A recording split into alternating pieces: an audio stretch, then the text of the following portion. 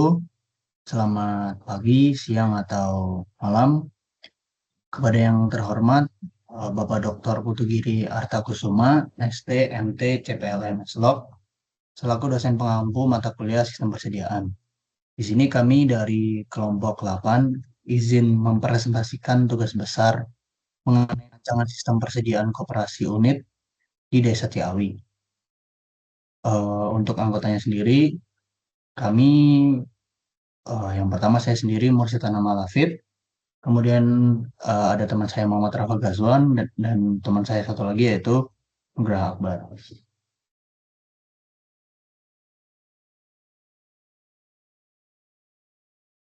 Langsung saja pada bab 1, untuk rumusan masalahnya sendiri yaitu yang pertama, bagaimanakah sistem persediaan untuk tepung terigu, gula pasir, dan mie instan sesuai dengan konsumen yang disasar jika ketiga barang dipesan secara terpisah.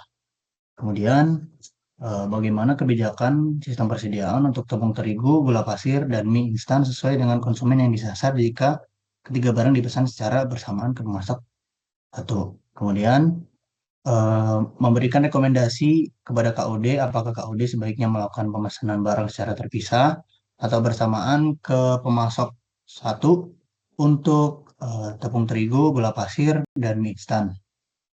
Kemudian untuk rumusan masalah yang kedua, yaitu membuat KUD yang memproduksi tempe atau tahu. Untuk permasalahannya sendiri, yang pertama, bagaimana kebijakan sistem persediaan untuk kedelai sesuai dengan konsumen yang disasar jika sistem persediaan produk jadi, yaitu tahu atau tempe menggunakan pendekatan model persediaan deterministik dinamis. Kemudian, bagaimanakah kebijakan sistem persediaan untuk tempe atau tahu sesuai dengan konsumen yang disasar jika sistem persediaan produk jadi menggunakan pendekatan probabilistik sederhana. Kemudian, KUD menetapkan tingkat pelayanan persediaan produk jadi, yaitu sebesar 95% untuk service levelnya. Kemudian, bagaimana kebijakan sistem persediaan untuk tempe atau tahu sesuai dengan konsumen yang disasar jika sistem persediaan produk jadi menggunakan pendekatan continuous review dengan metode loss sales. Kemudian yang ketiga adalah bagaimana kebijakan persediaan untuk produk jadi yaitu tahu atau tempe yang harus ditetapkan oleh koperasi unit desa di Ciawi agar koperasi unit desa memperoleh keuntungan yang maksimal.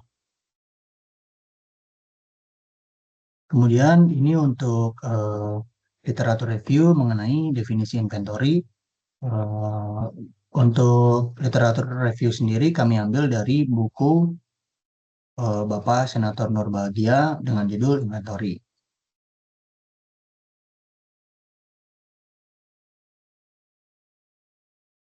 Lanjut pada titik 2.2 yaitu mengenai struktur rantai pasok KUD di Desa Ciawi. Untuk jaringan pemasoknya sendiri yaitu ada dua, yaitu P1 dan P2. Untuk KUD-nya yaitu melakukan penyaluran kepada RT dan juga unit produksi yang kami produksi di KUD adalah berupa tahu dan juga tempe. Untuk pelanggannya yaitu kami menggunakan asumsi 50% jumlah penduduk di Desa Ciawi untuk kami penuhi kebutuhannya dan juga masyarakat desa di sekitar Desa Ciawi yang masih dalam satu kecamatan yaitu Kecamatan Ciawi untuk dipenuhi kebutuhannya.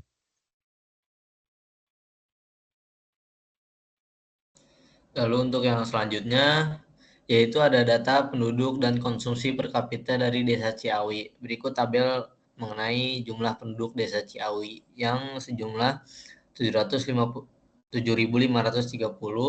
dan 50%-nya 3.765. Lalu setelah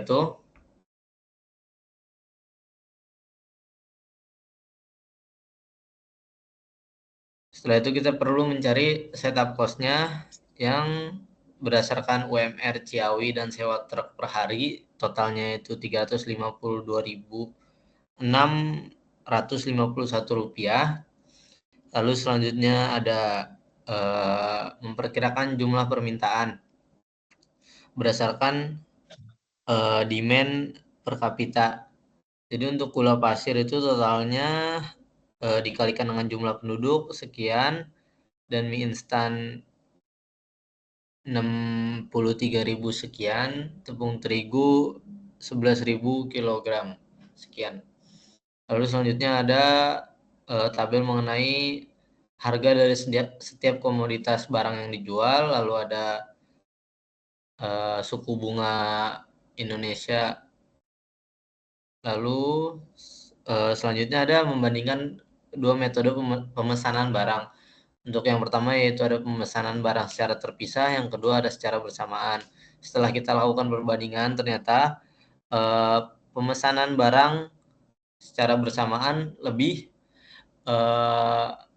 memiliki cost yang lebih minimal.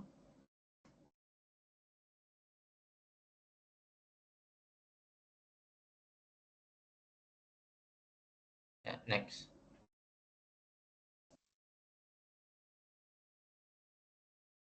Baik, untuk soal nomor 2 yaitu mencari kebijakan sistem persediaan. Untuk kedelai, jika sistem persediaan produk jadi yaitu tempe menggunakan pendekatan model persediaan deterministik statis. Kemudian ditampilkan pada tabel yaitu mengenai jumlah penduduk dari kelurahan yang ada di sekitar Ciawi, yaitu terdapat kelurahan Ciawi sendiri, kemudian kelurahan Teluk Pinang, kelurahan Bitung Sari, dan juga kelurahan Banjarwangi, beserta jumlah penduduk dan 5%-nya itu untuk bangunan kebutuhan mereka, sebanyak 5% dari penduduk. Kemudian ini adalah data harga bahan baku dari pemasok. Data harga ini kami dapatkan dari website resmi Badan Pusat Statistik untuk harga tempe dan tahu di Kabupaten Bogor. Kemudian terdapat data konsumsi per kapita, ini juga kami dapatkan dari website Badan Pusat Statistik. Kemudian selanjutnya adalah demand tempe untuk KUD itu sendiri. Jadi data demand yang kami dapatkan ini merupakan penjumlahan dari data demand dari tiap kelurahan, yaitu sebanyak 4 kelurahan, kemudian dijumlahkan sehingga mendapatkan total demand untuk KUD itu sendiri sebanyak 16.697 orang. Di sini kami melakukan perhitungan menggunakan rumus range between untuk mendapatkan angka demand-nya. Kemudian selanjutnya ini adalah biaya sewa truk, kemudian biaya UMR, dan juga ongkos sekali pesan beserta lead time dan juga interest rate. Interest rate adalah suku bunga Indonesia yaitu sebesar 6%. Di sini kami menggunakan lead time 2 hari, yaitu asumsi kami.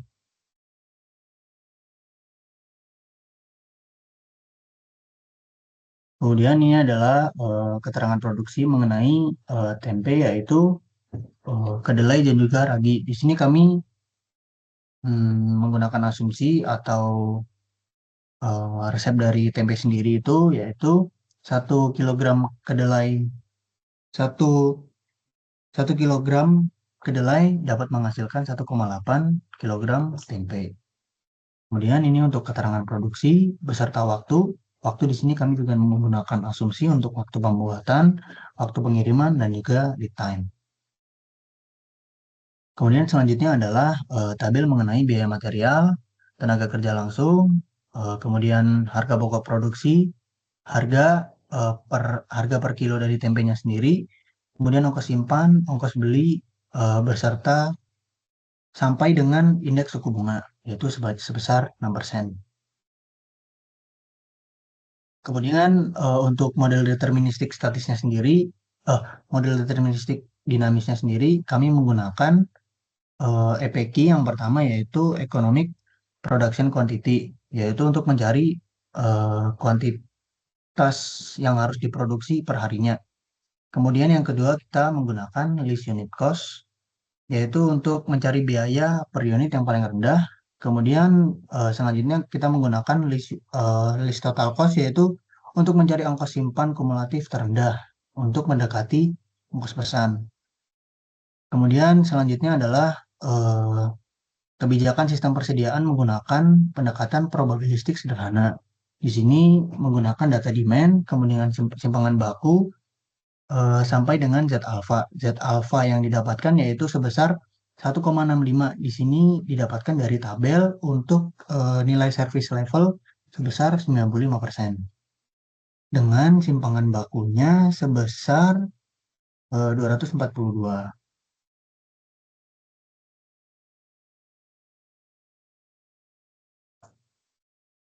Kemudian ini adalah nilai Kemudian ini adalah nilai N, kemudian nilai Q atau quantity, kemudian T atau periode pemesanan, yaitu didapatkan 87 hari. Jadi setelah 87 hari order barang, harus melakukan order kembali untuk stok kedelainya. Kemudian untuk safety stock dan reorder point menunjukkan angka 36 pieces dan juga 174 pieces. Safety stock sendiri menunjukkan jumlah minimum persediaan yang harus dimiliki oleh KUD sehingga proses produksi tetap berjalan. Dan juga reorder point adalah titik pemesanan kembali untuk kedelai sehingga KUD juga bisa melakukan produksi per harinya. Setelah melakukan perhitungan dari safety stock, reorder point, dan juga nilai Z alpha dan segala macam, kita mendapatkan total cost yaitu sebesar 254.040.849 rupiah untuk 1 tahunnya.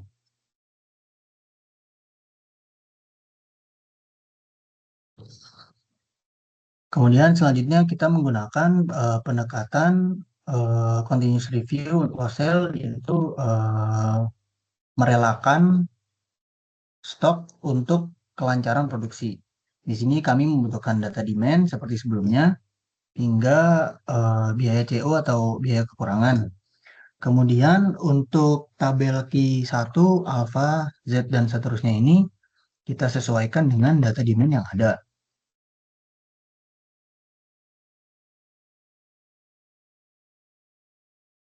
Eh, Selanjutnya pada tabel 28 menunjukkan nilai Q yaitu 3.617 pieces per tahunnya. Kemudian untuk T-nya melakukan order untuk 80 hari pada 80 hari. Kemudian R atau production rate-nya yaitu 197 pieces per bulannya. Untuk safety stock-nya yaitu sebesar 60 pieces. Kemudian total cost atau total biaya persediaan yang didapatkan sebesar 253.804.000 rupiah. Selanjutnya akan dijelaskan oleh teman saya Nugraha Akbar. Oke, selanjutnya kita menentukan kebijakan sistem persediaan untuk memperoleh keuntungan yang maksimal. Bisa dilihat di gambar. Untuk Q0-nya kita dapatkan dari demand periode 1 sampai 12. Lalu untuk probabilitasnya bisa dilihat di tabel. Untuk menghitung keuntungan yang maksimal diperlukan beberapa parameter seperti harga jual tempenya itu sendiri per kilonya 15.000. Lalu HPP atau harga pokok produksinya itu 4.122 rupiah per buahnya. Lalu untuk harga diskonnya itu 1.500 rupiah per buahnya. Berikut adalah tabel expected profit atau keuntungan yang diduga-duga. Bisa dilihat pada periode ke-11 itu kita mencapai keuntungan yang maksimal, di mana pada saat demand